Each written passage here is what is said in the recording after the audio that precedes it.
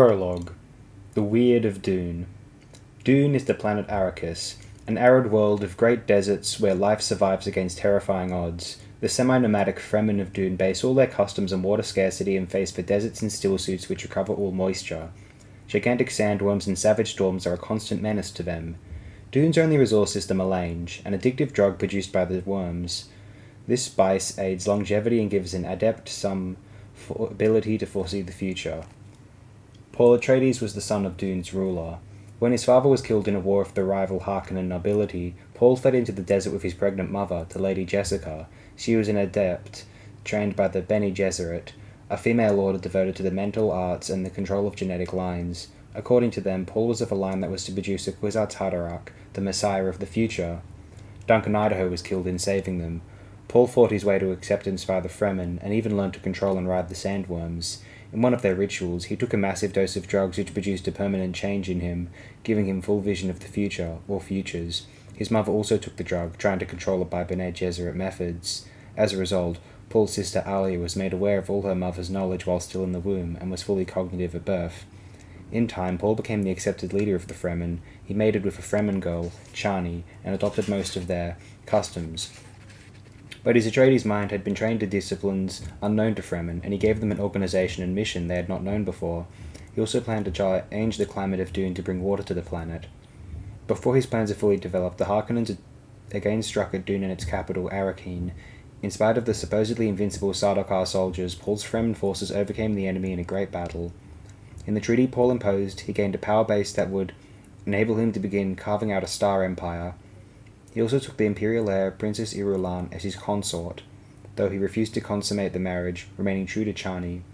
In the ensuing 12 years, he created his empire, but now all the ancient power groups are beginning to unite and conspire against him and against the legend of Muad'Dib, as he is called. Such a rich store of myths enfolds Paul Muad'Dib, the Mentat Emperor, and his sister Alia. It is difficult to see the real persons behind these veils, but there were, after all, a man born Paul Atreides and a woman born Alia. Their flesh was subject to space and time, and even though their oracular powers placed them beyond the usual limits of time and space, they came from human stock. They experienced real events which left real traces upon a real universe. To understand them, it must be seen that their catastrophe was the catastrophe of all mankind. This work is dedicated, then, not to Muad'Dib or his sister, but to their heirs, to all of us. Dedication in the Muad'Dib Concordance is copied from the Tabula Memoriam of the Mahdi spirit cult. Muad'Dib's imperial reign generated more historians than any other era in human history. Most of them argued a particular viewpoint, jealous and sectarian, but it says something about the peculiar impact of this man that he aroused such passions on so many diverse worlds. Of course, he contained the ingredients of history, ideal and idealized. This man, born Paul Atreides in an ancient great family, received the deep Prana Bindu training from the Lady Jessica, his Bene Gesserit mother, and had through this a superb control over muscles and nerves. But more than that, he was a mentat, an intellect whose capacities surpassed those of the religiously prescribed mechanical computers used by the ancients. Above all else, Muad'Dib was the Kwisatz Haderach, which the Sisterhood's breeding program had sought out across thousands of generations. The Kwisatz Haderach, then, the one who could be many places at once. This prophet, this man through whom the Bene Gesserit hoped to control human destiny, this man became Emperor Muad'Dib and executed a marriage of convenience with a daughter of the Padishah Emperor he had defeated. Think on the paradox, the failure implicit in this moment, for you surely have read other histories and know the surface facts. Muad'Dib's wild Fremen did indeed overwhelm the Padishah Shaddam IV. They toppled the Sardaukar legions, the allied forces of the great houses, the Harkonnen armies, and the mercenaries bought with money voted in the Landsraad. He brought the Spacing Guild to its knees and placed his own sister Alia on the religious throne of the Bene Gesserit had fought their own. He did all these things and more. Muad'Dib's Khazarite missionaries carried their religious war across space in a jihad whose major impetus endured only 12 standard years, but in that time, religious colonialism brought all but a fraction of the human universe under one rule. He did this because capture of Arrakis, that planet known more often as Dune, gave him a monopoly over the ultimate coin of the realm, the geriatric spice melange, the poison that gave life. He was another ingredient of ideal history, a material whose psychic chemistry unraveled time. Without melange, the Sisterhood's reverend mothers could not perform their feats of observation and human control. Without melange, the Guild's steersmen could not navigate across space. Without melange, billions upon billions of imperial citizens would die of addictive withdrawal. Without Melange, Paul Muad'Dib could not prophesy. We know this moment of supreme power contained failure. There can be only one answer. That completely accurate and total prediction is lethal. Other histories say Muad'Dib was defeated by obvious plotters. The Guild, the Sisterhood, and the scientific immoralists of the B'nai Tleilox with their face dancer disguises. Other histories point out the spies in Muad'Dib's household. They make much of the Dune Tarot, which clowned Muad'Dib's powers of prophecy. Some show how Muad'Dib was made to accept the services of Ergola, the flesh brought back from the dead and trained to destroy him, but certainly they must know this scholar was Duncan Idaho, the Atreides lieutenant who perished saving the life of the young Paul. Yet they delineate the Khizarate cabal guided by Korba the Panegyrist. They take us step by step through Korba's plan to make a martyr of Muad'Dib and place the blame on Chani, the Fremen concubine. How can any of this explain the facts as history has revealed them? They cannot. Only through the lethal nature of prophecy can we understand the failure of such enormous and far-seeing power. Hopefully other historians will learn something from this revelation. Analysis of History, Muad'Dib, by Bronso of Ix. There exists no separation between gods and men, one blends softly casual into the other. Proverbs of Muad'Dib. Despite the murderous nature of the plot he hoped to devise, the thoughts of Skytail, the Tleilaxu face dancer, returned again and again to rueful compassion. I shall regret causing death and misery to Muad'Dib, he told himself. He kept this benignity carefully hidden from his fellow conspirators. Such feelings told him, though, that he found it easier to identify with the victim than with the attackers, a thing characteristic of the Tleilaxu. Skytail stood in bemused silence, somewhat apart from the others. The argument about psychic poison had been going on for some time now. It was energetic and vehement, but polite in that blindly compulsive way adepts of the great schools always adopted for matters close to their dogma. When you think you have him skewered, right then you'll find him unwounded. That was the old Reverend Mother of the Bene Gesserit, Gaius Helen Mahayim, their hostess here on Wallach 9. She was a black-robed stick figure, a witch crone seated in a floater chair on Skytail's left. Her able hood had been thrown back to expose a leathery face beneath silver hair. Deeply pocketed eyes stared out of skull mask features. They were using a Mirabasa language, honed phalange consonants and jointed vowels. It was an instrument for conveying fine emotional subtleties. Edric, the guild steersman, replied to the Reverend Mother now with a vocal curtsy contained in a sneer, a lovely touch of disdainful politeness. Skytail looked at the guild envoy. Edric swam in a container of orange gas only a few paces away. His container sat in the center of the transparent dome which the Bene Gesserit had built for this meeting.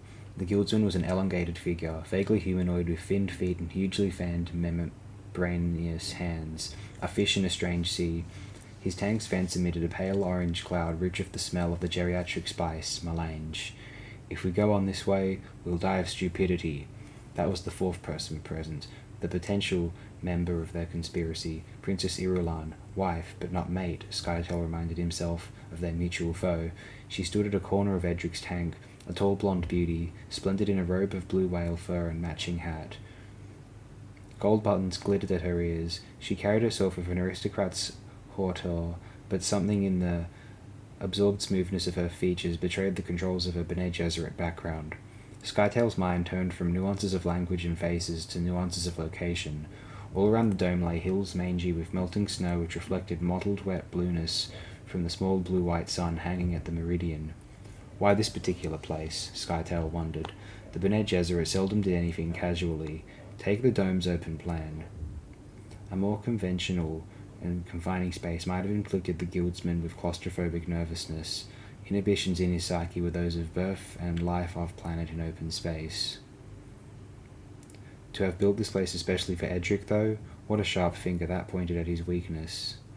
What here, Skytail wondered, was aimed at me. Have you nothing to say for yourself, Skytail? The Reverend Mother demanded. You wish to draw me into this fool's fight? Skytail asked. Very well, we're dealing with a potential messiah. You don't launch a frontal attack upon such a one. Martyrdom would defeat us. They all stared at him. You think that's the only danger? The Reverend Mother demanded, voice wheezing. Skytail shrugged. He had chosen a bland, round-faced appearance for this meeting, jolly features and vapid full lips, the body of a bloated dumpling. It occurred to him now, as he studied his fellow conspirators, that he had made an ideal choice, out of instinct perhaps. He alone in this group could manipulate fleshly appearances across a wide spectrum of bodily shapes and features. He was the human chameleon, a face dancer, and the shape he wore now invited others to judge him too lightly. "Well," the Reverend Mother pressed. "I was enjoying the silence," Skytail said. "Our hostilities are better left unvoiced." The Reverend Mother drew back, and Skytail saw her reassessing him. They were all products of a profound prana bindu training, capable of muscle and nerve control that few humans ever achieved. But Skytail, a face dancer, had muscles and nerve linkages that others didn't even possess, plus a special quality of simpatico, a mimic's insight with which he could put on the psyche of another as well as the other's appearance. Skytail gave her enough time to complete the reassessment, said, "Poison!" He uttered the word with the atonals which said he alone understood its secret meaning. The guildsman stirred and his voice rolled from the glittering speaker globe which orbited a corner of his tank above Irulan. "We are discussing psychic poison, not a physical one." Skytail laughed. Mirapasa laughed a good flaying opponent, and he held nothing back now. Irulan smiled in appreciation, but the corners of the Reverend Mother's eyes revealed a faint hint of anger. "Stop that," Mahayam rasped. Skytail stopped, but he had their attention now, Edric in a silent rage, the Reverend Mother alert in her anger, Irulan amused but puzzled. "Our friend Edric suggests," Skytail said, "that a pair of Bene Gesserit witches trained in all their subtle ways have not learned the true uses of deception." Mahayam turned to stare out at the cold hills of her Bene Gesserit homeworld. She was beginning to see the vital thing here, Skytail realized. That was good. Irulan, though, was another matter. "Are you one of us or not, Skytail?" Edric asked. He stared out at her tiny rodent eyes. "My allegiance is not the issue," Skytail said. He kept his attention on Irulan. "You are wondering, Princess, if this is why you came all those parsecs, risked so much." She nodded agreement. "Was it to bandy platitudes of a humanoid fish or dispute with a fat Tlelaxu face dancer?" Skytail asked. She stepped away from Edric's tank, shaking her head in annoyance at the thick odour of melange. Edric took this moment to pop a melange pill into his mouth. He ate the spice and breathed it, and no doubt drank it, Skytail noted. Understandable, because the spice heightened a steersman's prescience, gave him the power to guide a guild highliner across space at translight speeds. With spice awareness, he found that line of the ship's future which avoided peril. Edric smelled another kind of peril now, but his crutch of prescience might not find it. "I think it was a mistake for me to come here," Irulan said. Reverend Mother turned, opened her eyes, closed them, a curiously reptilian gesture. Skytail shifted his gaze from Irulan to the tank, inviting the princess to share his viewpoint. She would, Skytail knew, see Edric as a repellent figure, the bold stare, those monstrous feet and hands moving softly in the gas, the smoky swirling of orange eddies around him. She would wonder about his sex habits, thinking how odd it would be to mate with such a one. Even the field force generator which recreated for Edric the weightlessness of space would set him apart from her now. "Princess," Skytail said, "because of Edric here, your husband's oracular sight cannot stumble upon certain incidents, including this one." "Presumably." "Presumably," Irulan said. Eyes closed, the Reverend Mother nodded. "The phenomenon of prescience is poorly understood even by its initiates," she said. "I am a full guild navigator and have the power," Edric said. Again, the Reverend Mother opened her eyes. This time she stared at the face dancer, eyes probing with that peculiar Bene Gesserit intensity. She was weighing minutiae. "No, Reverend Mother," Skytail murmured. "I am not as simple as I appeared." "We don't understand this power of second sight," Irulan said. "There's a point. Edric says my husband cannot see, know or predict what happens within the sphere of a navigator's influence. But how far does that influence extend? There are people and things in our universe which I know only by their effects," Edric said, his fish mouth held in a thin line. "I know they have been here. There. Somewhere. As water creatures stir up the currents in their passage, so the prescient stir up time. I have seen where your husband has been. Never have I seen him nor the people who truly share his aims and loyalties. This is the concealment which an adept gives to those who are his." "Irulan is not yours," Skytail said, and he looked sideways at the princess. "You'll know why the conspiracy must be conducted only in my presence," Edric said. Using the voice mode for describing a machine, Irulan said, "You have your uses, apparently." She sees him now for what he is, Skytail thought. Good. The future is a thing to be shaped, Skytail said. Hold that thought, princess. Irulan glanced at the face dancer.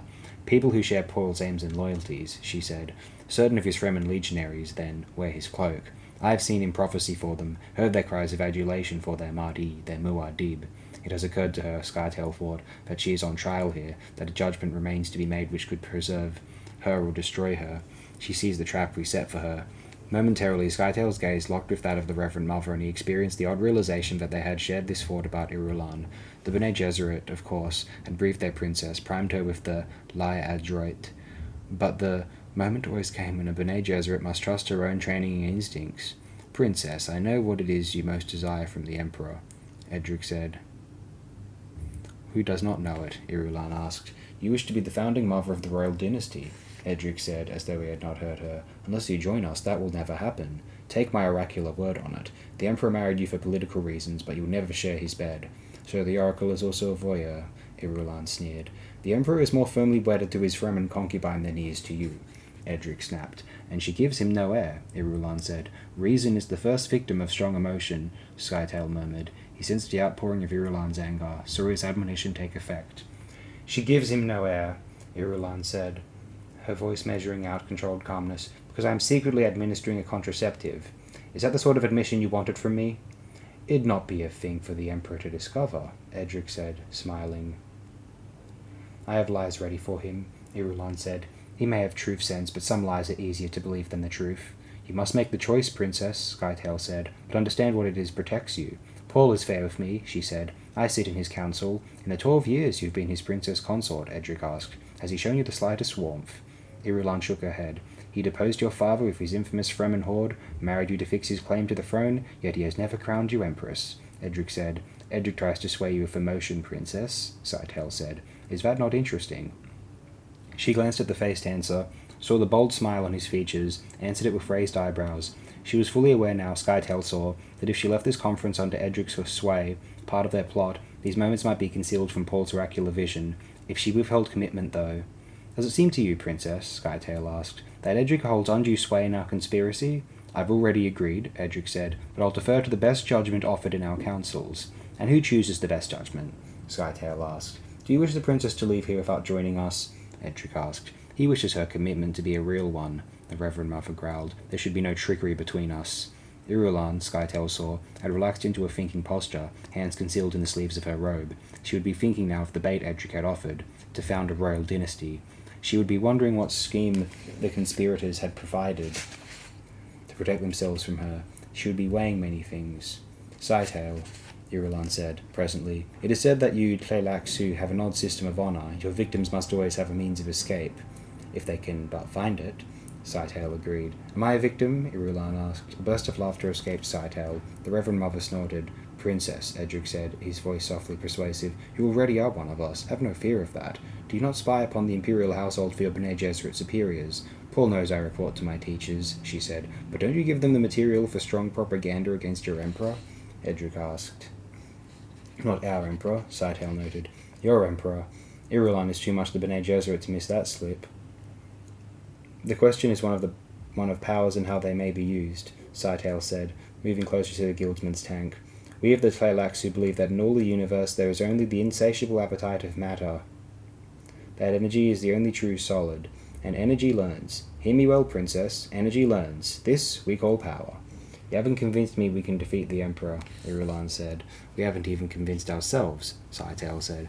"Everywhere in turn," Irulan said, "his power confronts us. He's the Kwisatz Haderach, the one who can be many places at once. He's the Mahdi whose merest whim is absolute command to his Khazarite missionaries. He is the Mentat whose computational mind surpasses the greatest ancient computers. He is Muad'Dib whose orders to the Fremen legions to populate planets. He possesses oracular vision which sees into the future. He has that gene pattern which we Bene Gesserits covet for. We know his abilities, attributes."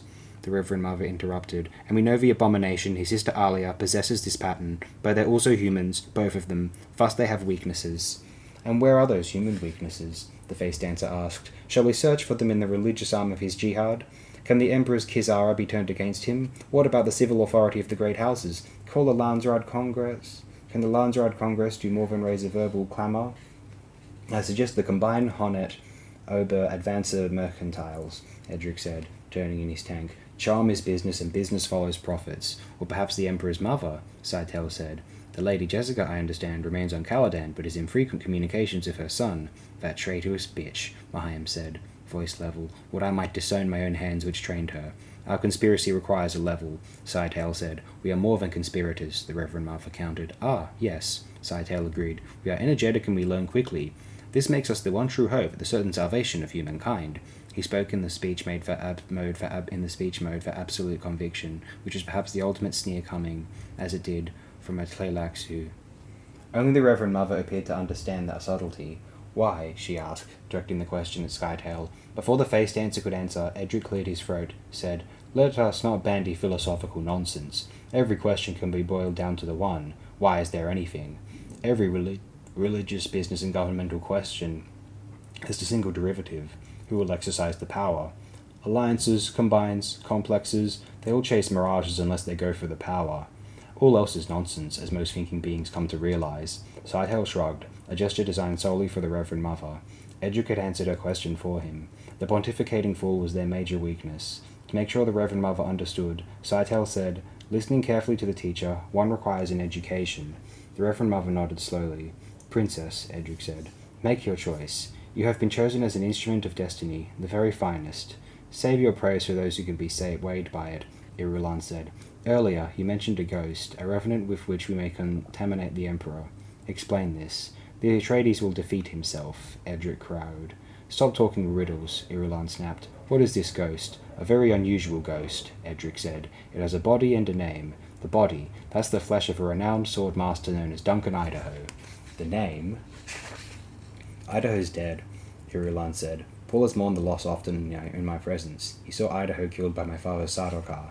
Even in defeat, Edric said, your father Sardaukar did not abandon wisdom. Let us suppose a wise Sardaukar commander recognized the swordmaster in the corpse his men had slain. What then? There exist uses for such flesh and training, if one acts swiftly. A Tleilaxu Gola, Irulan whispered, looking sideways at Sidetail. Sidetail, observing her attention, exercised his face dancer powers, shape flowing into shape, flesh moving and readjusting. Presently, a slender man stood before her. The face remained somewhat round, but darker and with slightly flattened features. High cheekbones formed shelves for eyes of definite epicanthic folds. The hair was black and unruly. A Gola of this appearance, Edric said, pointing to Sidetail. Or merely another face dancer? Irulan asked. No face dancer, Edric said. A face dancer risks exposure under prolonged surveillance. No, let us assume that our wise Sardaukar commander had Idaho's corpse preserved for the axolotl tanks. Why not? This corpse held the flesh and nerves of one of the finest swordsmen in history, an advisor to the Atreides, a military genius. What a waste to lose all that training and ability when it might be revived as an instructor for the Sardaukar. I heard not a whisper of this, and I was one of my father's confidants, Irulan said. Ah, but your father was a defeated man, and within a few hours you had been sold to the new emperor, Edric said. Was it done? She demanded. With a maddening air of complacency, Edric said, Let us presume that our wise Sardaukar commander, knowing the need for speed, immediately sent the preserved flesh of Idaho to the B'nai Tleilax. Let us suppose further that the commander and his men died before conveying this information to your father, who couldn't have made much use of it anyway. There would remain there in a physical fact, a bit of flesh which had been sent off to the Tleilaxu. There is only one way for it to be sent, of course, on a highliner. We of the Guild naturally know every cargo we transport. Learning of this one, would we not think it additional wisdom to purchase the Gola as a gift befitting an emperor? You've done it then, Irulan said. Sidetail, who had resumed his roly-poly first appearance, said, As our long-minded friend indicates, we've done it. How has Idaho been conditioned? Irulan asked. Idaho? Edric asked, looking at the Tleilaxu. Do you know of an Idaho, Skytail? We sold you a creature called Hate, Skytail said. Ah, yes, Hate, Edric said.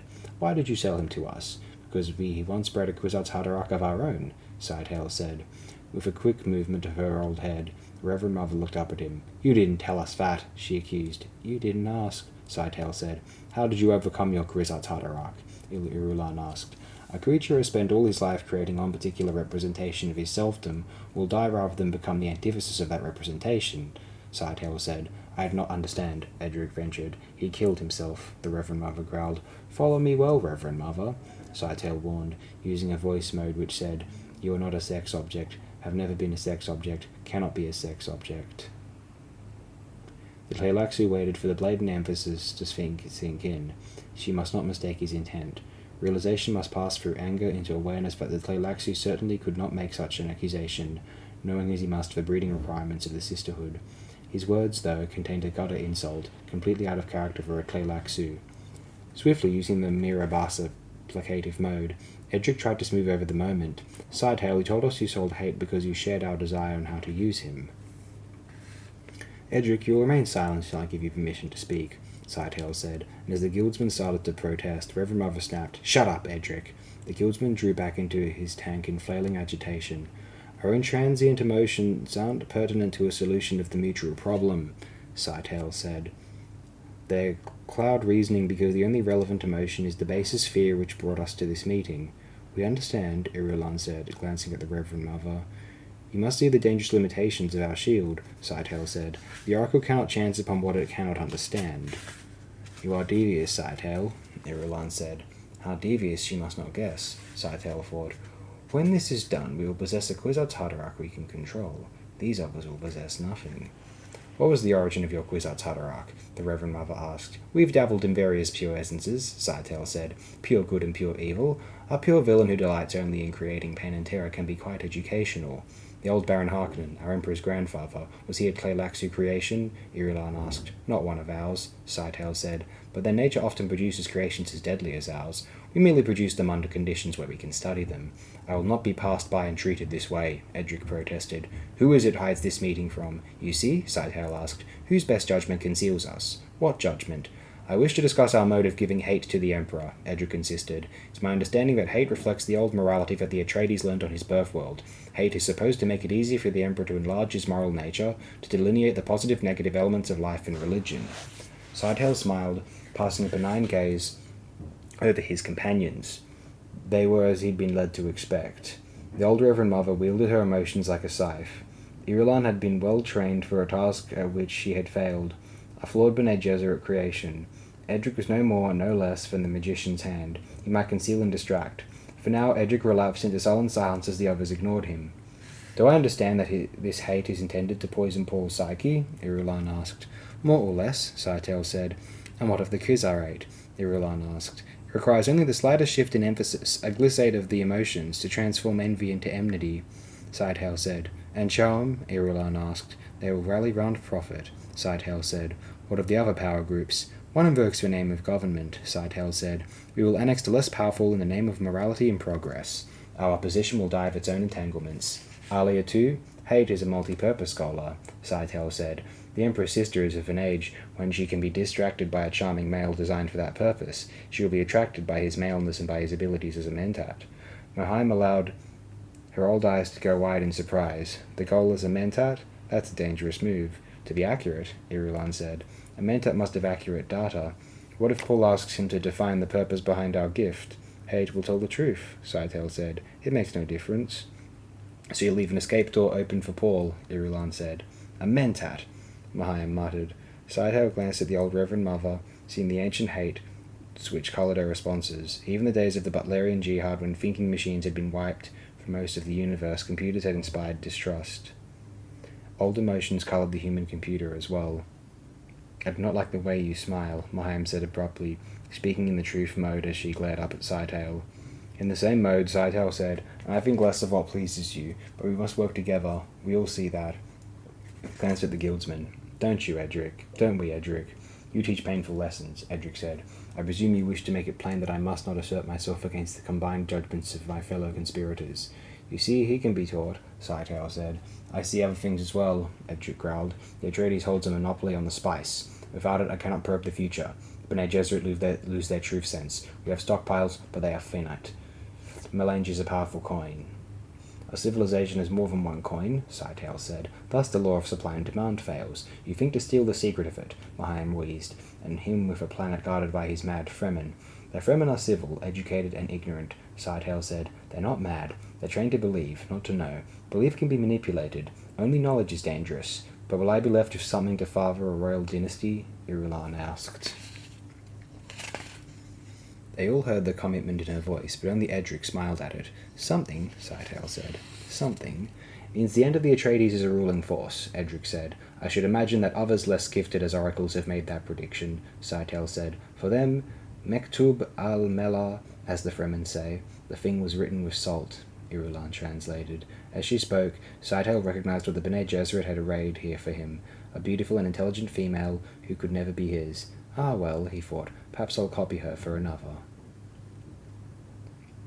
Every civilization must contend with an unconscious force which can block, betray, or countermand almost any conscious intention of the collectivity. Tleilaxu theorem, unproven. Paul sat on the edge of his bed and began stripping off his desert boots. They smelled rancid from the lubricant which eased the action of the heel-powered pumps that drove his stillsuit. It was late. He had prolonged his nighttime walk and caused worry for those who loved him. Admittedly, the walks were dangerous, but it was a kind of danger he could recognize and meet immediately. Something compelling and attractive surrounded walking anonymously at night in the streets of Arakeen. He tossed the boots into the corner beneath the room's lone glow globe. A room's lone glow globe attacked the seal strips of his stillsuit. Gods below how tired he was. The tiredness stopped at his muscles, though, and left his mind seething. Watching the mundane activities of everyday life filled him with profound envy.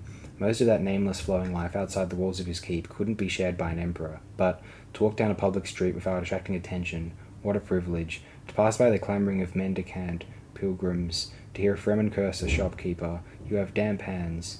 Paul smiled at the memory, slipped out of his stillsuit. He stood naked and oddly attuned to his world. Dune was a world of paradox now, a world under siege, yet the centre of power. To come under siege, he decided, was the inevitable fate of power. He stared down at the green carpeting, feeling its rough texture against his soles. The streets had been ankle-deep in sand blown over the shield wall on the Stratus wind. Foot traffic had churned it into choking dust which clogged stillsuit filters. He could smell the dust even now despite a blower cleaning at the portals of his keep. It was an odour full of desert memories. Other days, other dangers. Compared to those other days, the peril in his lonely walks remained minor, but putting on a stillsuit, he put on the desert. The suit with all its apparatus for reclaiming his body's moisture guided his thoughts in subtle ways, fixed his movements in a desert pattern. He became wild Fremen. More than a disguise, the suit made of him a stranger to his city self. In the stillsuit, he abandoned security and put on the old skills of violence. Pilgrims and townsfolk passed him with eyes downcast. They left the wild one strictly alone out of prudence. If the desert had a face for city folk, it was a Fremen face concealed by a stillsuit's mouth and nose filters. In truth, there existed now only the small danger that someone from the old siege days might mark him by his walk, by his odour, or by his eye. Even then, the chances of meeting an enemy remained small. A swish of door hangings and a wash of light broke his reverie. Chani entered bearing his coffee service on a platinum tray. 2 snow-laved glow globes followed her, darting to their positions, one at the head of their bed, one hovering beside her to light her work. Chani moved with an ageless air of fragile power, so self-contained, so vulnerable. Something about the way she bent over the coffee service reminded him then of their first days. Her features remained darkly elfin, seemingly unmarked by their years, unless one examined the outer corners of her whiteless eyes, noting the lines there. Sand tracks, the Fremen of the desert called them. Steam wafted from the pot as she lifted the lid by its Hagar emerald knob. He could tell the coffee wasn't yet ready by the way she replaced the lid. The pot, fluting silver, female shape, pregnant, had come to him as a ganima, a spoil of battle, won when he'd slain the former owner in single combat. Jamis, that had been the man's name. Jamis. What an odd immortality death had earned for Jamis. Knowing death to be inevitable, had Jamis carried that particular one in his mind? Chani put out cups, blue pottery squatting like attendants beneath the immense pot. There were 3 cups, one for each drinker and one for all the former owners. It'll only be a moment, she said. She looked at him then, and Paul wondered how he appeared in her eyes. Was he yet the exotic off-worlder, slim and wiry but water-fact when compared to Fremen? Had he remained the usul of his tribal name who'd taken her in Fremen Tower while they'd been fugitives in the desert? Paul stared down at his own body, hard muscles, slender, a few more scars but essentially the same despite 12 years as Emperor. Looking up, he glimpsed his face in a shelf mirror. Blue Fremen eyes, mark of spice addiction, a sharp Atreides nose. He looked for proper grandson for an Atreides who'd died in the bull ring creating a spectacle for his people. Something the old man had said slipped then into Paul's mind. One who rules assumes irrevocable responsibility for the ruled. You're our husbandman. This demands, at times, a selfless act of love which may only be amusing to those you rule. People still remembered that old man with affection. What have I done for the Atreides name? Paul asked himself. I've loosed the wolf among the sheep. For a moment, he contemplated all the death and violence going on in his name. Into bed now, Chani said in a sharp tone of command that Paul knew would have shocked his imperial subjects. He obeyed, lay back of his hands behind his head, letting himself be pulled by the pleasant familiarity of Chani's movements. The room around them struck suddenly with amusement. It was not at all what the populace might imagine as the Emperor's bedchamber. The yellow light of restless glow globes moved the shadows in an array of coloured glass jars on a shelf behind Chani. Paul named their contents silently, the dry ingredients of the desert, pharmacopoeia, unguents, incense, mementos. Pinch of sand from Siege Tabor, a lock of hair from their firstborn, long dead, 12 years dead, an innocent bystander killed in the battle that had made Paul emperor.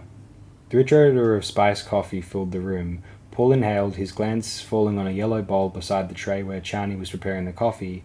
The bowl held ground nuts. The inevitable poison snooper mounted beneath the table waved its insect arms over the food. The snooper angered him. They'd never needed a snoopers in the desert days. "Coffee's ready," Chani said. "Are you hungry?" His angry denial was drowned in the whistling scream of a spy slider hurling itself spaceward from the field outside Arakeen. Chani saw his anger, though, poured their coffee, put a cup near his hand. She sat down on the foot of the bed, exposed his legs, began rubbing them where the muscles were knotted from walking in the still suit. Softly, with a casual air which did not deceive him, she said, "Let us discuss Irulan's desire for a child." Paul's eyes snapped wide open. He studied Chani carefully. "Irulan's been back from Wylak less than 2 days," he said. "Has she been at you already?" "We've not discussed her frustrations," Chani said. Paul forced his mind to a mental alertness, examined Chani in the harsh light of observational minutiae, the Bene Gesserit way his mother had taught him in violation of her vows. It was a thing he didn't like doing with Chani. Part of her hold on him lay in the fact he so seldom needed his tension-building powers with her. Chani mostly avoided indiscreet questions. She maintained a Fremen's sense of good manners. Hers were more often practical questions. What interested Chani were facts which bore on the position of her man, his strength in council, the loyalty of his legions, the abilities and talents of his allies. Her memory held catalogues of names and cross-index details. She could rattle off the major weaknesses of every known enemy, the potential dispositions of opposing forces, battle plans of their military leaders, the tooling and production capacities of basic industries. Why now, Paul wondered, did she ask about Irulan? "I've troubled your mind," Chani said. "That wasn't my intention." "What was your intention?" She smiled shyly, meeting his gaze. "If you're angered, love, please don't hide it." Paul sank back against the headboard. "Shall I put her away?" he asked. "Her use is limited now, and I don't like the things I sense about her trip to the sisterhood." "You'll not put her away," Chani said. She went on massaging his legs, spoke matter-of-factly. "You've said many times she's your contact of our enemies, that you can read their plans for her actions. Then why ask about her desire for a child?" "I think it'd disconcert our enemies and put Irulan in a vulnerable position should you make her pregnant." He read by the movement of her hands on his legs what that statement had cost her. A lump rose in his throat. Softly he said, "Chani, beloved, I swore an oath never to take her into my bed. A child would give her too much power. Would you have her displace you? I have no place. Not so, Sahaya, my desert springtime. What is this sudden concern for Irulan?" "It's concern for you, not for her. If she carried an Atreides child, her friends would question her loyalties. The less trust our enemies place in her, the less use she is to them. A child for her could mean your death," Paul said. "You know the plotting in this place." A movement of his arm encompassed her keep. "You must have an heir," she husked. "Ah," he said. So that was it. Chani had not produced a child for him. Someone else, then, must do it. Why not Irulan? That was the way Chani's mind worked. And it must be done in an act of love because all the Empire avowed strong taboos against artificial ways. Chani had come to a Fremen decision. Paul studied her face in this new light. It was a face he knew better in some ways than his own. He had seen this face soft with passion, in the sweetness of sleep, awash in fears and angers and griefs. He closed his eyes, and Chani came into his memories as a girl once more, veiled in springtime, singing, waking from sleep beside him, so perfect that the very vision of her consumed him. In his memory she smiled, shyly at first, then strained against the vision as though she longed to escape. Paul's mouth went dry. For a moment his nostrils tasted the smoke of a devastated future and the voice of another kind of vision commanding him to disengage, disengage, disengage. His prophetic visions had been eavesdropping on eternity for such a long while, catching snatches of foreign tongues, listening to stones into flesh not his own. Since the day of his first encounter with terrible purpose, he had peered at the future, hoping to find peace. There existed a way, of course. He knew it by heart, without knowing the heart of it. A rote future, strict in its instructions to him. Disengage, disengage, disengage. Paul opened his eyes, looked at the decision in Chani's face. She had stopped massaging his legs, sat still now, purest Fremen. Her features remained familiar beneath the blue, his honey scarf she often wore about her hair in the privacy of their chambers, but the mask of decision sat on her, an ancient and alien to him way of thinking. Fremen women had shared their men for thousands of years, not always in peace, but with a way of making the fact non-destructive. Something mysteriously Fremen in this fashion happened in Chani. "You'll give me the only heir I want," he said. "You've seen this?" she asked, making it obvious by her emphasis that she referred to prescience. As he had done many times, Paul wondered how he could explain the delicacy of the oracle, the timelines without number, which vision waved before him on an undulating fabric. He sighed, remembered that water lifted from a river in the hollow of his hands, trembling, draining. Memory drenched his face in it. How could he drench himself in features growing increasingly obscure from the pressures of too many oracles? "You've not seen it, then," Chani said. That vision future scarce any longer accessible to him except at the expenditure of life-draining effort. What could it show them except grief? Paul asked himself. He felt that he occupied an inhospitable middle zone, a wasted place where his emotions drifted, swayed, swept outward in unchecked restlessness. Chani covered his legs, said, "An heir to House Atreides. This is not something you leave to chance or one woman." That was a thing his mother might have said, Paul thought. He wondered if the Lady Jessica had been in secret communication with Chani. His mother would think in terms of House Atreides. It was a pattern bred and conditioned into her by the Bene Gesserit, and would hold true even now when her powers were turned against the sisterhood. "You listened when Irulan came to me today," he accused. "I listened," she spoke without looking at him. Paul focused his memory on the encounter with Irulan. He'd let himself into the family salon, noted an unfinished robe on Chani's loom. There'd been an acrid worm smell to the place, an evil odour which almost hid the underlying cinnamon bite of melange. Someone had spilled unchanged spice essence and left it to combine there with a spice-based rug. It had not been a felicitous combination. Spice essence dissolved the rug. Oily marks lay congealed on the plastone floor where the rug had been. He'd thought to send for someone to clean away the mess, but Hara, Stilgar's wife and Chani's closest feminine friend, had slipped in to announce Irulan.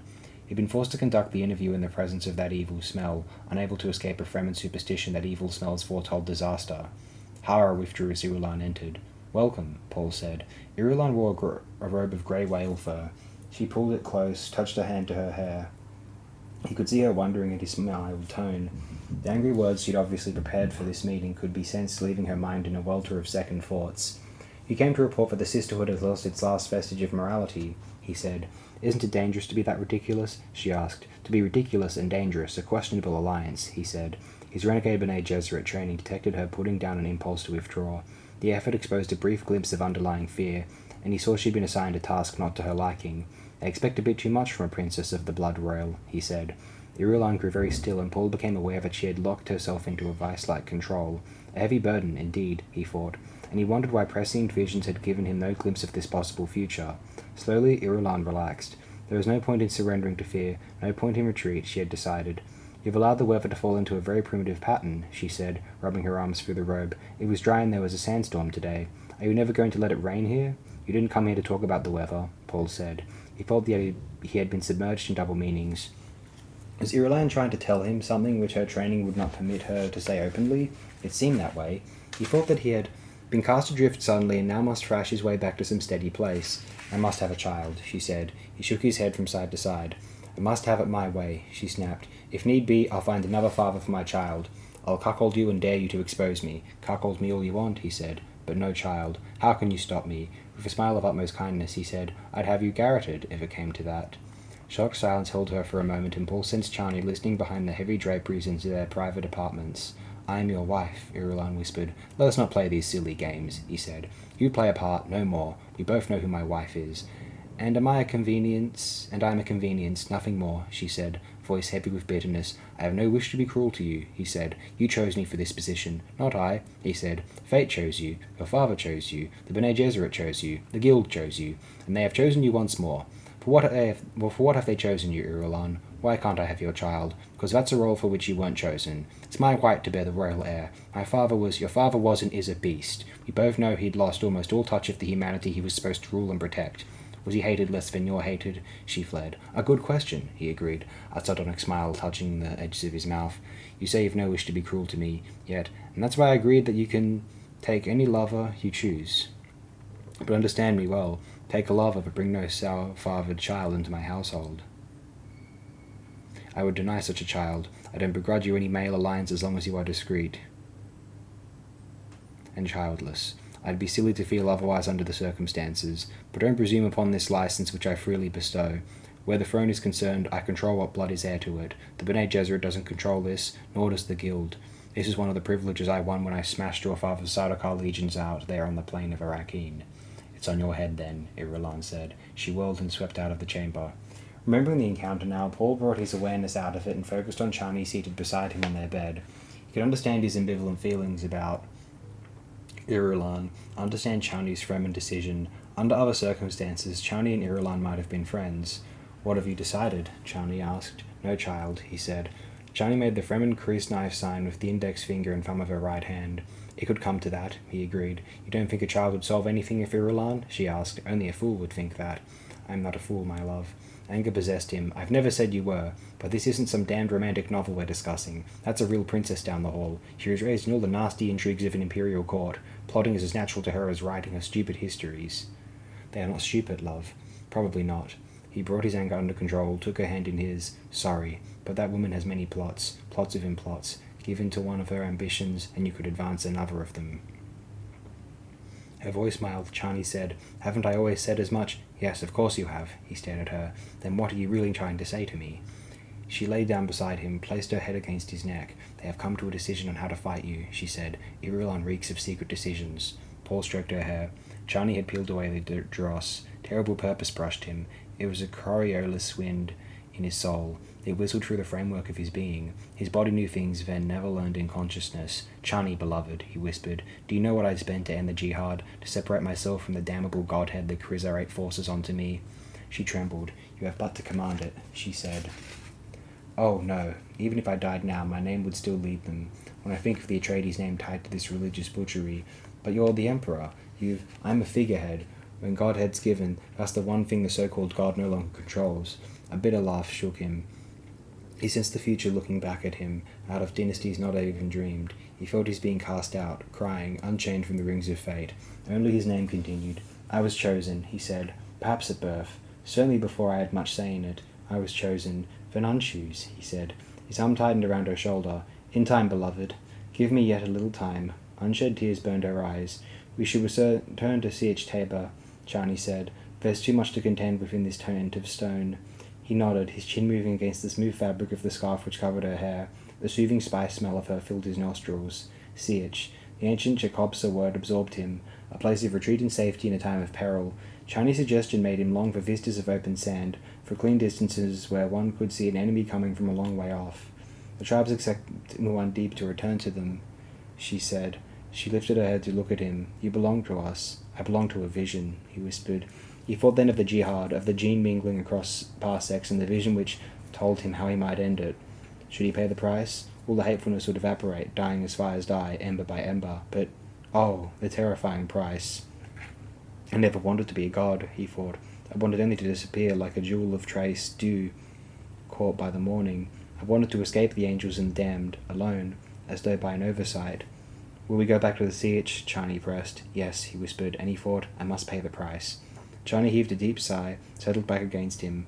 I've loitered, he thought, and he saw how he'd been hemmed in by boundaries of love and the jihad, and what was one life, no matter how beloved, against all the lives the jihad was certain to take. Could single misery be weighed against the agony of multitudes? Love, Chani said, questioning. He put a hand against her lips. I'll yield up myself, he thought. I'll rush out while I yet have the strength, fly through a space a bird might not find. It was a useless thought, and he knew it. The jihad would follow his ghost. What could he answer? He wondered. How explain when people taxed him with brutal foolishness? Who might understand? I wanted only to look back and say, there's an existence which couldn't hold me. See, I vanish. No restraint or net of human devising can trap me ever again. I renounce my religion. This glorious instant is mine. I am free. What empty words. A big worm was seen below the shield wall yesterday, Chani said. More than 100 meters long, they say. Such big ones rarely come into this region anymore. The water repels them, I suppose. They say this one came to summon Muad'Dib, home to his desert. She pinched his chest. Don't laugh at me. I'm not laughing. Paul, caught by wonder at the persistent Fremen mythos, felt a heart constriction, a thing inflicted upon his lifeline. Adab, the demanding memory.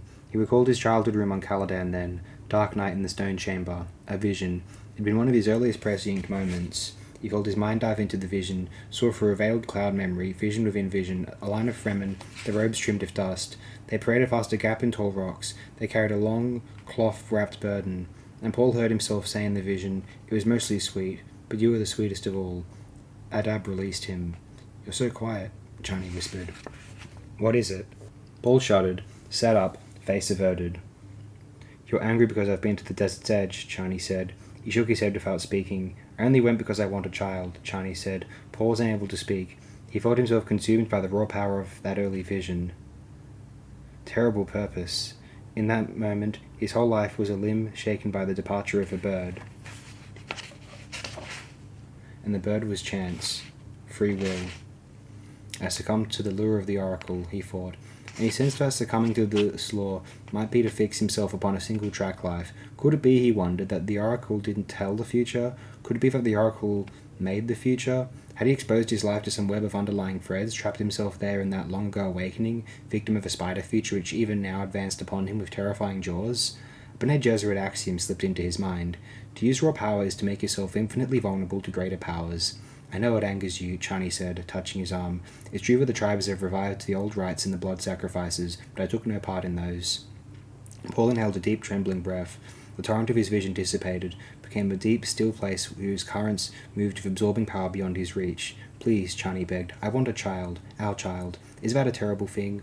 Paul caressed her arm where she touched him, pulled away. He climbed from the bed, extinguished the glow globes, crossed to the balcony window, opened the draperies. The deep desert could not intrude here except by its odours. A windowless wall climbed to the night sky across from him. Moonlight slanted down into an enclosed garden, sentinel trees and broad leaves, wet foliage. He could see a fish pond reflecting stars among the leaves, pockets of white floral brilliance in the shadows. Momentarily he saw the garden through Fremen eyes, alien, menacing, dangerous in its waste of water. He thought of the water sellers, their way destroyed by the lavish dispensing from his hands. They hated him. He'd slain the past. And there were others, even those who'd fought for the souls to buy precious water, who hated him for changing the old ways. As the ecological pattern dictated by Muad'Dib remade the planet's landscape, human resistance increased. Was it not presumptuous, he wondered, to think he could make over an entire planet, everything growing where and how he told it to grow? Even if he succeeded, what of the universe waiting out there? Did it fear similar treatment? Abruptly he closed the draperies, sealed the ventilators. He turned toward Chani in the darkness, felt her waiting there. Her water rings tinkled like the alms bells of pilgrims. He groped his way to the sound, encountered her outstretched arms. "Beloved," she whispered, "have I troubled you?" Her arms enclosed his future as they enclosed him. "Not you," he said. "Oh, not you." The advent of the field process shield and the lasgun with their explosive interaction, deadly to attacker and attacked, place current determinatives on weapons technology. We need not go into the special role of atomics. The fact that any family in my empire could so deploy its atomics as to destroy the planetary bases of 50 or more other families causes some nervousness, true. But all of us possess precautionary plans for devastating retaliation. Guild and Landsrod contain the keys which hold this force in check. No, my concern goes to the development of humans as special weapons. Here is a virtually unlimited field which a few powers are developing. Muad'Dib, lecturer of the War College from the Stilgar Chronicle.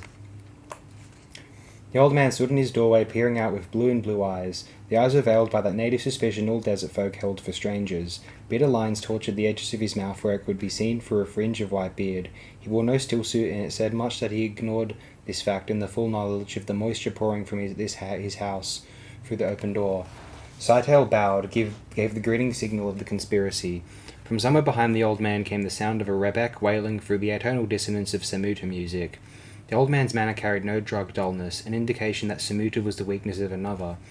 It seemed strange to Sightale, though, to find that sophisticated vice in this place.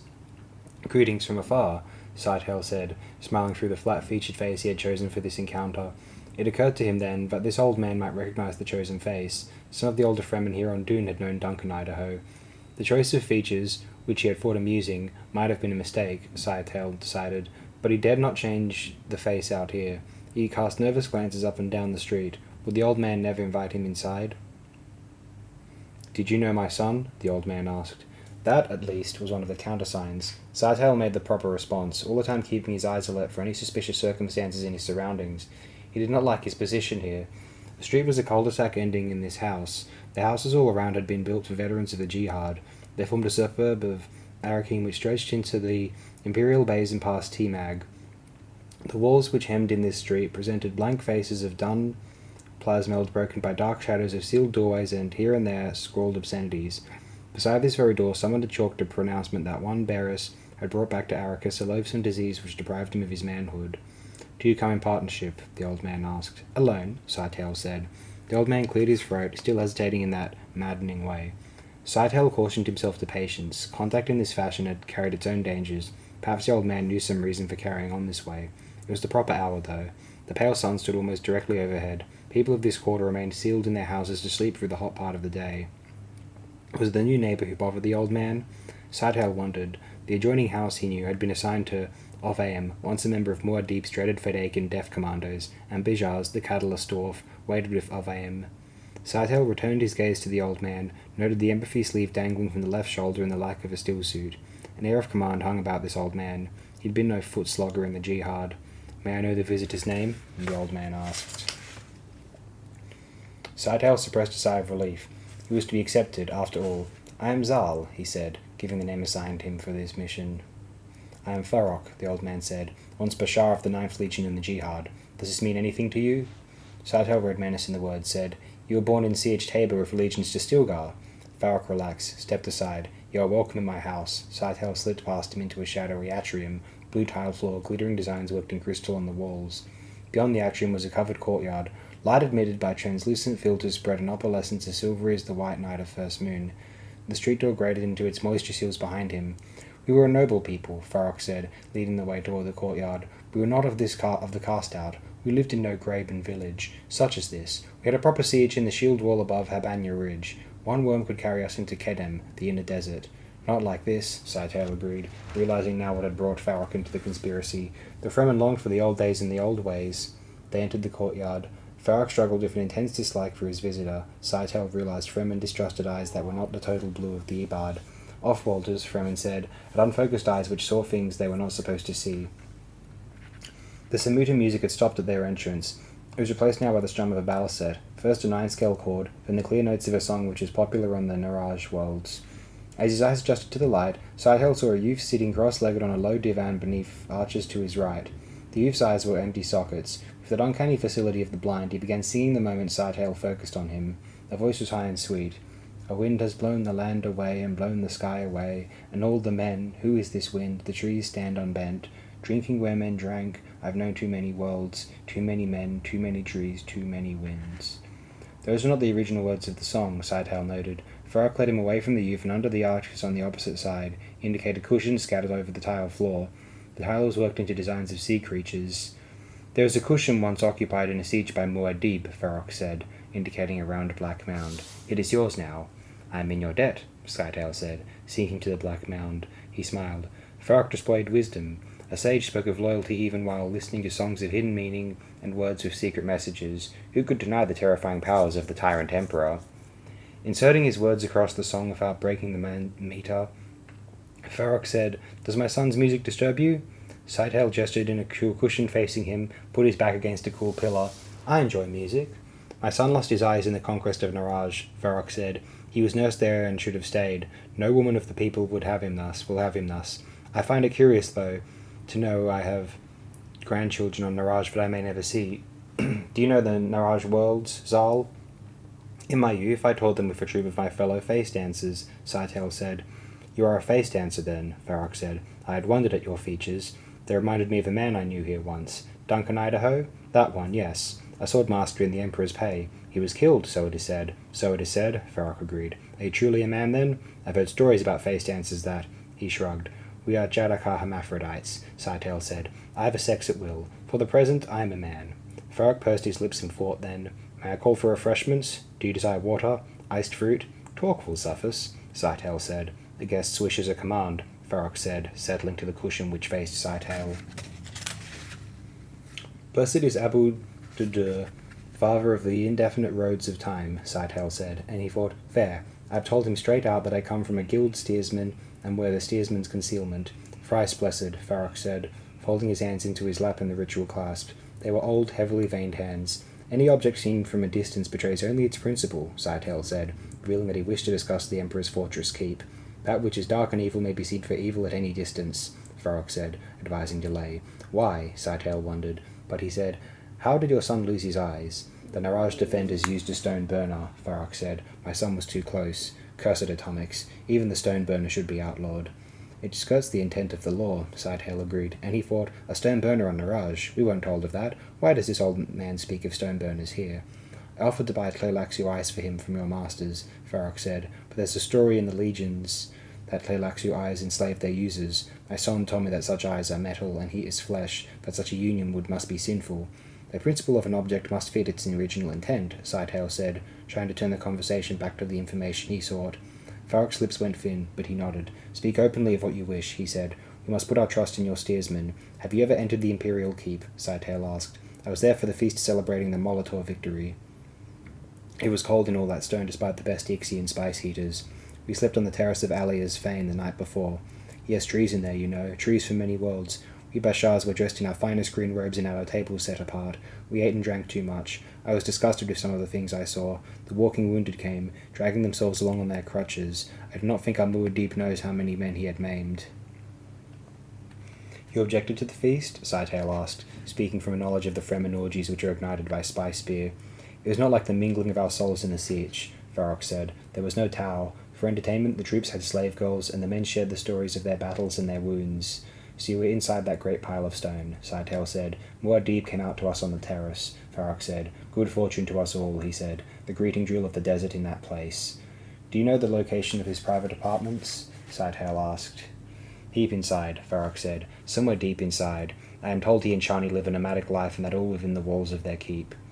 Out to the great hall he comes for the public audiences. He has reception halls and formal meeting places, a whole wing for his personal guard, places for the ceremonies and an inner section for communications. There is a room far beneath his fortress, I am told, where he keeps a stunted worm surrounded by a water moat with which to poison it. Here is where he reads the future. Myth all tangled up with facts, Scytale thought.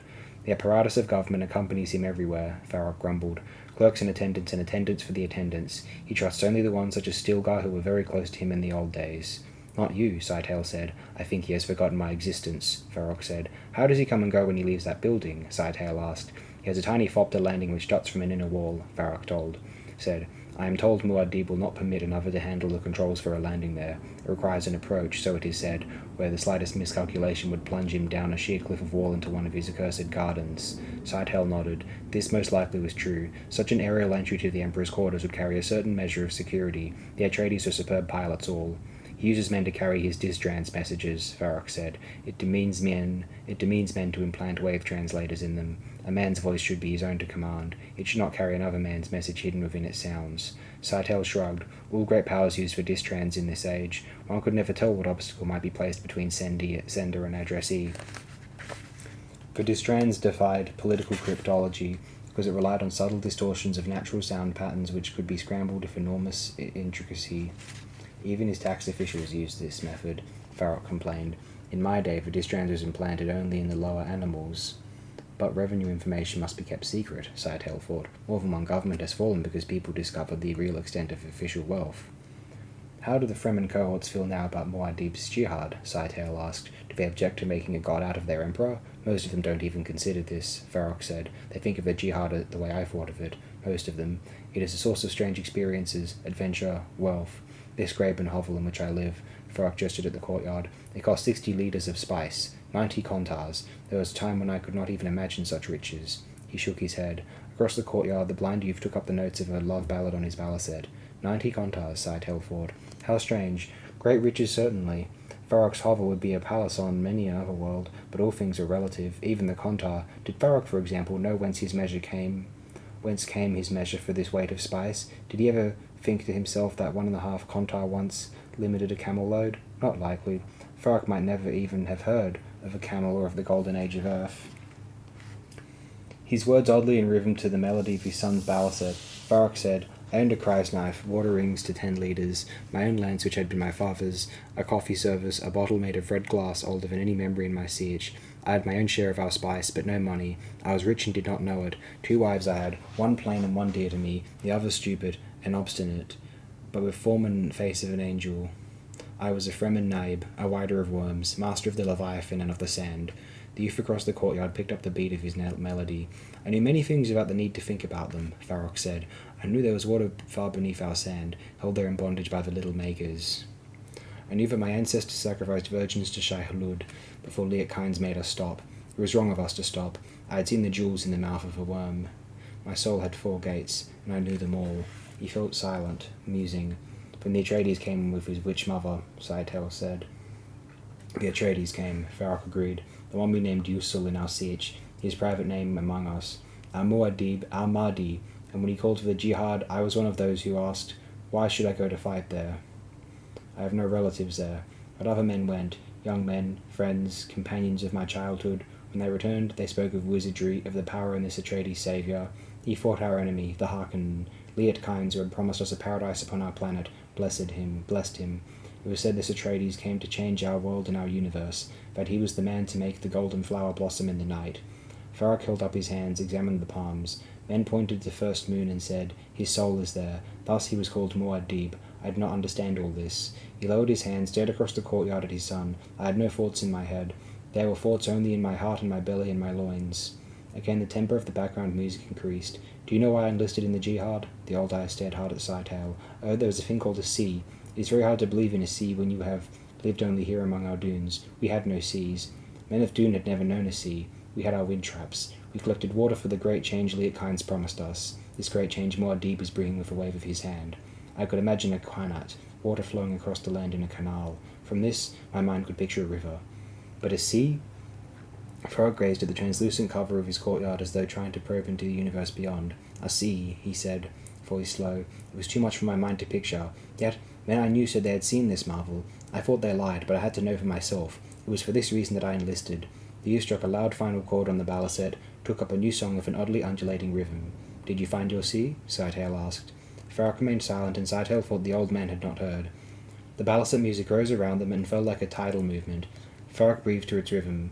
There was a sunset, Farrokh said presently. One of the older artists might have painted such a sunset. It had red in it the colour of the glass in my bottle. There was gold, blue. It was on the world they call Enfale, the one where I had led my legion to victory. We came out of a mountain pass where the air was thick with water. I could scarcely believe it. And there below me was the thing my friends had told me about, water as far as I could see, and farther. We marched down to it. I waded out into it and drank. It was bitter and made me ill, but the wonder of it has never left me. Scytale found himself sharing the old Fremen's awe. I immersed myself in that sea, Farrokh said, looking down at the water creatures worked into the tiles of his floor.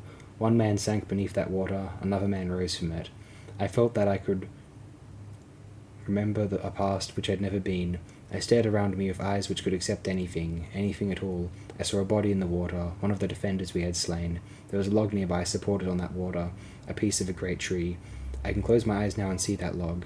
It was black on one end from a fire, and there was a piece of cloth in that water, no more than a yellow rag, torn, dirty. I looked at all these things and I understood why they had come to this place. It was for me to see them. Farrokh turned slowly, stared into Scytale's eyes. The universe is unfinished, you know, he said. This one is garrulous, but deep, Scytale thought. And he said, I can see it made a profound impression on you. You are Chelaxlu, Farrokh said. You have seen many seas. I have seen only this one. Yet, I know a thing about seas which you do not. Scytale found himself in the grip of an odd feeling of disquiet. The mother of chaos was born in a sea, Farrokh said. A Kizara Tafwid stood nearby when I came dripping from that water. He had not entered the sea. He stood on the sand. It was wet sand, with some of my men who shared his fear. He watched me with eyes that knew I had learned something which was denied to him. I had become a sea creature, and I frightened him. The sea healed me of the jihad, and I think he saw this. Scytale realized that somewhere in this recital the music had stopped. He found it disturbing that he could not place the instant when the balisette had fallen silent.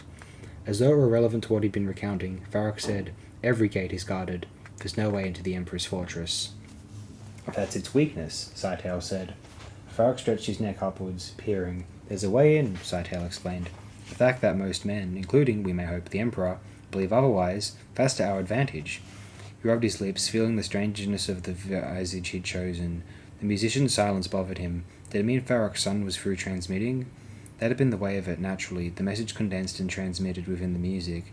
It had been impressed upon Sightale's own neural system, there to be triggered at the proper moment by the distrans embedded in his adrenal cortex.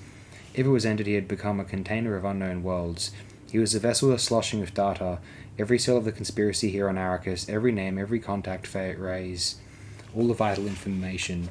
With this information, they could brave Arrakis, capture a sandworm, begin the culture of melange somewhere beyond Muad'Dib's writ. They could break the monopoly as they broke Muad'Dib. They could do many things with this information. We have the woman here, Farok said. Do you wish to see her now? I've seen her, Sightale said. I've studied her with care. Where is she? Farok snapped his fingers. The youth took up his rebec, drew the bow across it. Samuta music wailed from the strings. As though drawn by the sound, a young woman in a blue robe emerged from a doorway behind the musician. Narcotic dullness filled her eyes, which were the total blue of the Ebard. She was a Fremen, addicted to the spice, and now caught by an off-world vice. Her awareness lay deep within the Samuta, lost somewhere and riding the ecstasy of the music. Avayim's daughter, Farok said. My son gave her the narcotic in the hope of winning a woman of the people for himself despite his blindness. As you can see, his victory is empty. Samuta has taken what he hoped to gain. Her father doesn't know? Sightale asked. She doesn't even know, Farok said. My son supplies false memories with which she accounts to herself for her visits. She thinks herself in love with him. This is what her family believes. They are outraged because he is not a complete man, but they won't interfere, of course. The music trailed away in silence.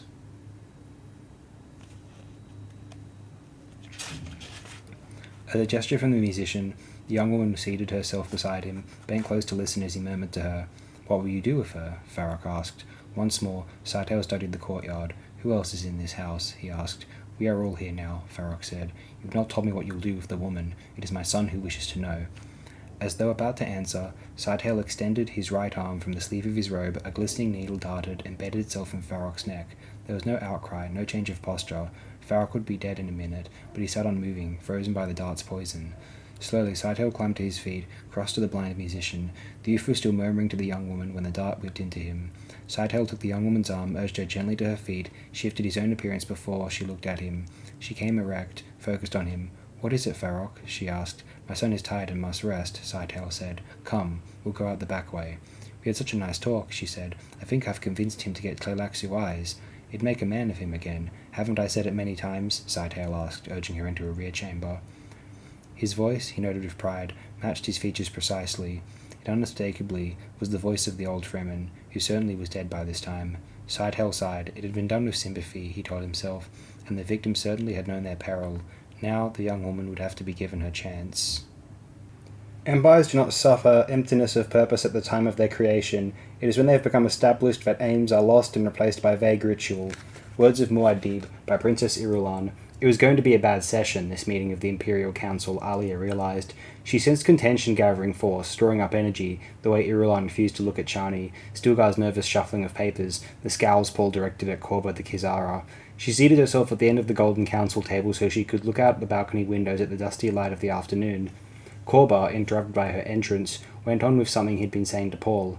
What I mean, my lord, is that there aren't as many gods as once there were. Alia laughed, throwing her head back. The movement dropped to the black hood of her Aba robe. Her features lay exposed. Blue and blue spice eyes, her mother's oval face beneath a cap of bronze hair, small nose, mouth wide and generous. Korba's cheeks went almost the colour of his orange robe. He glared at Alia, an angry gnome, bald and fuming. Do you know what's being said about your brother? He demanded. I know what's being said about your Kizarate, Alia countered. You're not divines, you're God's spies. Korba glanced at Paul for support, said, We are sent by the writ of Muad'Dib, that he shall know the truth of his people, and they shall know the truth of him. Spies, Alia said. Korba pursed his lips in injured silence. Paul looked at his sister, wondering why she provoked Korba. Abruptly he saw that Alia had passed into womanhood, beautiful with the first blazing innocence of youth. He found himself surprised that he hadn't noticed it until this moment. She was 15, almost 16, a reverend mother without motherhood, virgin priestess, object of fearful veneration for the superstitious masses. Alia of the Knife. This is not the time or place for your sister's levity, Irulan said. Paul ignored her, nodded to Korba. The square's full of pilgrims. Go out and lead their prayer. But they expect you, my lord, Korba said. Put on your turban, Paul said. They'll never know at this distance. Irulan, smothered irritation at being ignored, watched Corba erased obey. She'd had the sudden disquieting thought that Edric might not hide her actions from Alia. What do we really know of the sister? She wondered. Chani, hands tightly clasped in her lap, glanced across the table at Stilgar, her uncle, Paul's Minister of State. Did the old Fremen Naib ever long for the simpler life of the desert siege? She wondered. Stilgar's black hair, she noted, had begun to grey at the edges, but his eyes beneath heavy brows remained far-seeing. It was the eagle stare of the wild, and his beard still carried the catch-tube indentation of life in a still-suit. Made nervous by Chani's attention, Stilgar looked around the council chamber. His gaze fell on the balcony window and Corba standing outside. Corba raised outstretched arms for the benediction, and a trick of the aforementioned sun cast a red halo onto the window behind him. For a moment Stilgar saw the Kizara as a figure crucified on a fiery wheel. Corba lowered his arms, destroyed the illusion, but Stilgar remained shaken by it. His thoughts went in angry frustration to the fawning supplicants waiting in the audience hall, and to the hateful pomp which surrounded Muad'Dib's throne. Convening with the Emperor, one hoped for a fault in him, to find mistakes, Stilgar thought. He felt this might be sacrilege, but wanted it anyway. Distant crowd murmuring entered the chamber as Corba returned. The balcony door thumped into its seals behind him, shutting off the sound. Paul's gaze followed the Kizara. Corba took his seat at Paul's left, dark features composed, eyes glazed by fanaticism. He'd enjoyed that moment of religious power. The spirit presence has been invoked, he said. Thank the Lord for that, Alia said. Corba's lips went white. Again, Paul studied his sister, wondered at her motives. Her innocence masked deception, he told himself. She had come out of the same Bene Gesserit breeding program as he had. What had the Kwisatz Haderach genetics produced in her? There was always that mysterious difference. She'd been an embryo in the womb when her mother had survived the raw melange poison. Mother and unborn daughter had become reverend mothers simultaneously, but simultaneity didn't carry identity. Of the experience, Alia said that in one terrifying instant she had awakened to consciousness, her memory absorbing the uncounted other lives which her mother was assimilating. I became my mother and all the others, she said. I was unformed, unborn, but I became an old woman then and there. Sensing his thoughts on her, Alia smiled at Paul. His expression softened. How could anyone react to Corba with other than cynical humour? He asked himself, what is more ridiculous than a deaf commando transformed into a priest? Stilgar tapped his papers. If my liege permits, he said. These are matters urgent and dire. The Two-Pile Treaty? Paul asked. The Guild maintains that we must sign this treaty without knowing the precise location of the Two-Pile Entente, Stilgar said. They have some support from the Landsraad delegates. What pressures have you brought to bear? Irulan asked. Those pressures which my Emperor has designated for this enterprise, Stilgar said. The stiff formality of his reply contained all his disapproval of the princess consort. My lord and husband, Irulan said, turning to Paul, forcing him to acknowledge her. Emphasizing the titular difference in front of Chani, Paul thought, is a weakness. In such moments he shared Stilgar's dislike for Irulan, but sympathy tempered his emotions. What was Irulan but a Bene Gesserit pawn? Yes, Paul said. Irulan stared at him. If you withheld their melange, Chani shook her head in dissent. We tread with caution, Paul said. Two-Pile remains the place of sanctuary for defeated great houses. It symbolizes a last resort, a final place of safety for all our subjects. Exposing the sanctuary makes it vulnerable. If they can hide people, they can hide other things, Stilgar rumbled. An army, perhaps, or the beginnings of melange culture which... You don't back people into a corner, Alia said. Not if you want them to remain peaceful. Ruefully, she saw that she'd been drawn into the contention which she'd foreseen. So we've spent 10 years of negotiation for nothing, Irulan said. None of my brother's actions is for nothing, Alia said. Irulan picked up a scribe, gripped it with right-knuckled intensity. Paul saw her martial emotional control in the Bene Gesserit way, the penetrating inward stare, deep breathing. He could almost hear her repeating the litany. Presently she said, What have we gained? We've kept the guild off balance, Chani said. We want to avoid a showdown confrontation with our enemies, Alia said. We have no special desire to kill them. There's enough butchery going on under the Atreides banner. She feels it too, Paul thought. Strange, what a sense of compelling responsibility they both felt for that brawling, idolatrous universe with its ecstasies of tranquility and wild motion. Must we protect them from themselves? He wondered. They play with nothingness every moment. Empty lives, empty words. They ask too much of me. His throat felt tight and full. How many moments would he lose? What sons? What dreams? Was it worth the price his vision had revealed? Who would ask the living of some far distant future? Who would say to them, Papa Muad'Dib, you would not be here? Denying them their melange would solve nothing, Chani said. So the guild's navigators would lose their ability to see into time-space. Your sisters of the Bene Gesserit would lose their truth sense. Some people might die before their time. Communication would break down. Who could be blamed? They wouldn't let it come to that, Irulan said. Wouldn't they? Chani asked. Why not? Who could blame the guild? They'd be helpless, demonstrably so. We'll sign the treaty as it stands, Paul said. My lord, Stilgar said, concentrating on his hands. There is a question in our minds. Yes? Paul gave the old Tremin his full attention. You have certain powers, Stilgar said. Can you not locate the Entente despite the Guild? Powers, Paul thought. Stilgar couldn't just say, You're prescient. Can't you trace a path in the future that leads to Two-Pile? Paul looked at the golden surface of the table. Always the same problem. How could he express the limits of the inexpressible? Should he speak of fragmentation, the natural destiny of all power? How could someone who'd never experienced the spice change of prescience conceive an awareness containing no localized sensory captives? He looked at Alia, found her attention on Irulan. Alia sensed his movement, glanced at him, nodded toward Irulan. Ah, yes. Any answer they gave would find its way into one of Irulan's special reports to the Bene Gesserit. They never gave up seeking an answer to their quiz al Tadarak. Stilgar, though, deserved an answer of some kind. For that matter, so did Irulan.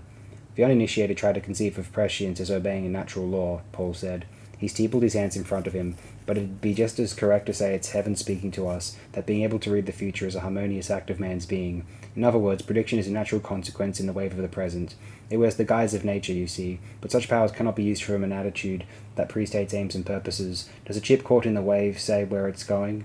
There's no cause and effect in the oracle. Causes become occasions or convections and confluences, places where the currents meet. Accepting prescience, you fill your being with concepts repugnant to the intellect. Your intellectual consciousness, therefore, rejects them. In rejecting, intellect becomes a part of the process and is subjugated. You cannot do it? Stilgar asked.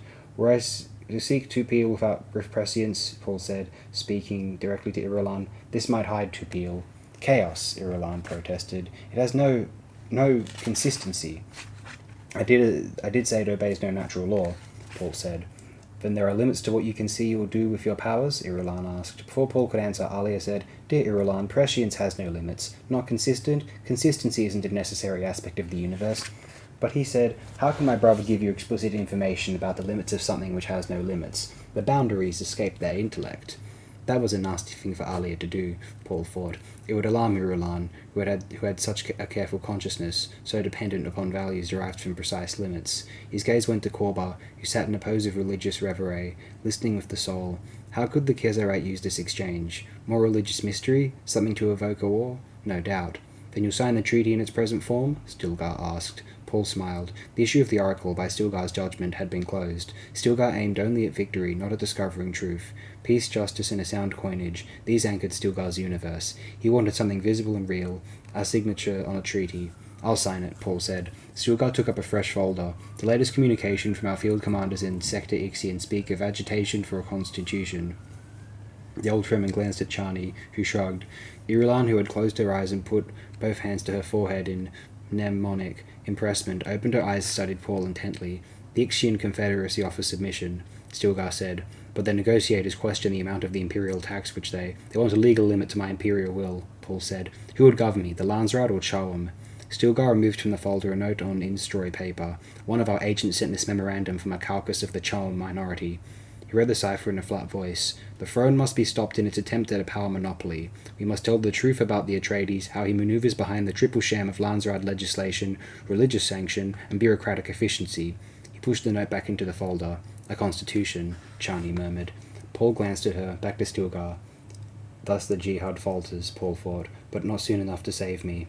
The thought produced emotional tensions. He remembered his earliest visions of the jihad to be, the terror and revulsion he'd experienced. Now, of course, he knew visions of greater terrors. He had lived with the real violence. He had seen his Fremen, charged with mystical strength, sweep all before them in the religious war. The jihad gained a new perspective. It was finite, of course, a brief spasm which men measured against eternity, but beyond lay horrors to overshadow anything in the past. All in my name, Paul thought. Perhaps that it could be given the form of a constitution, Chani suggested. It needn't be actual. The seat is a tool of statecraft, Irulan agreed.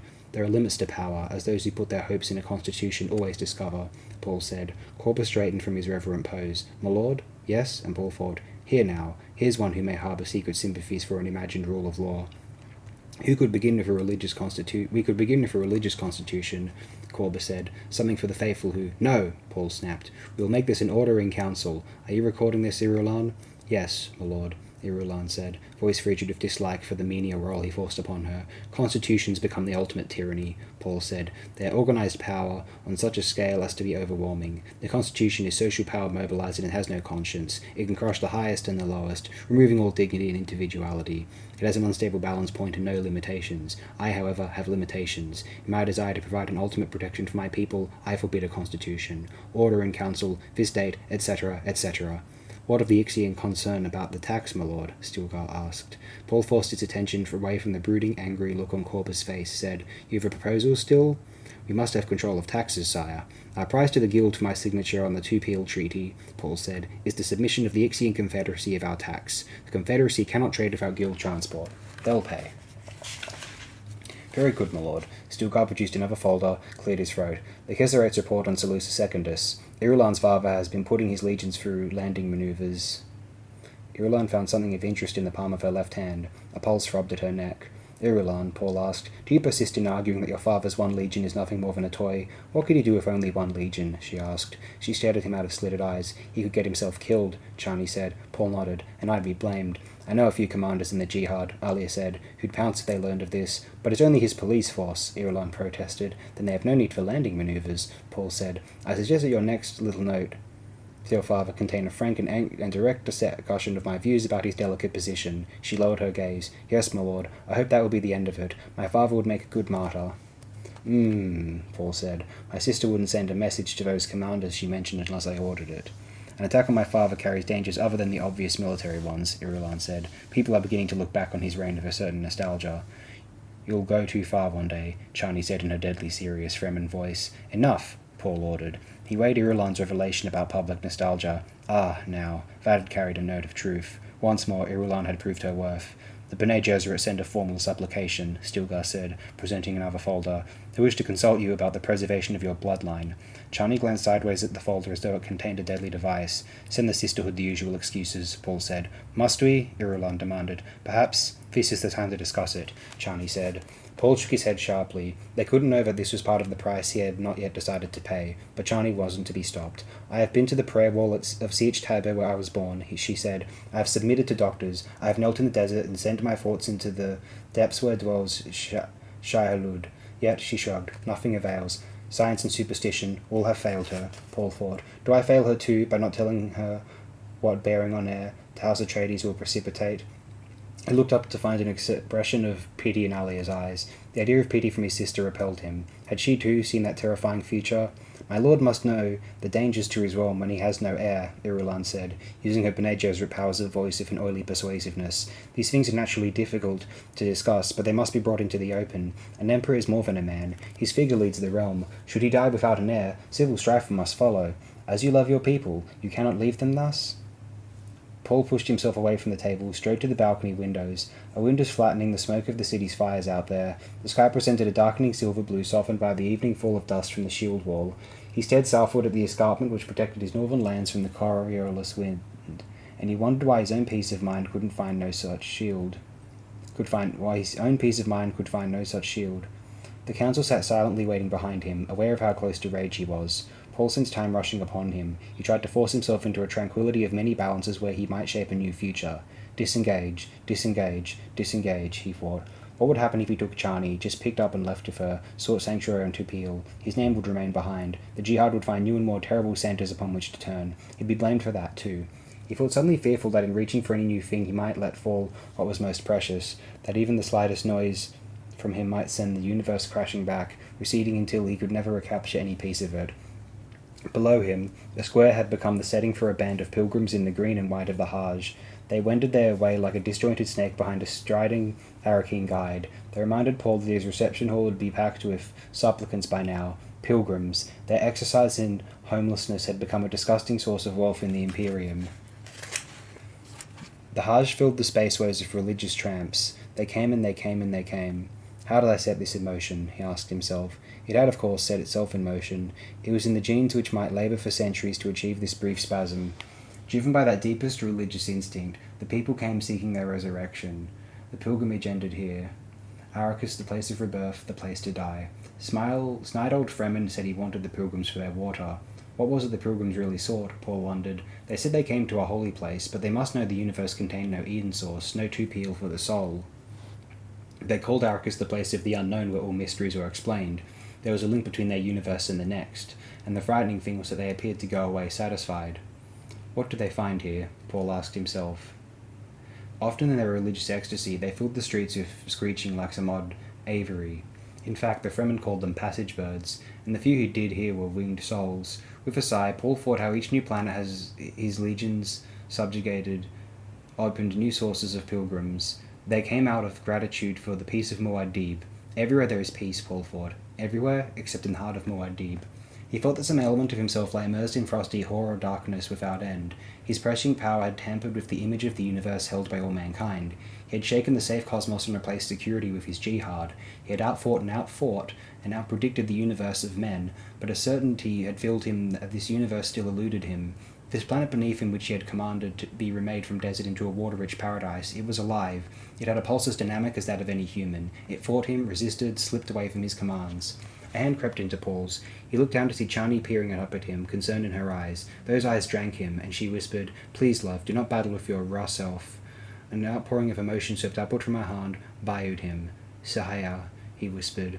"We must go to the desert soon," she said in a low voice. He squeezed her hand, released it, returned to the table where he remained standing. Chani took her seat.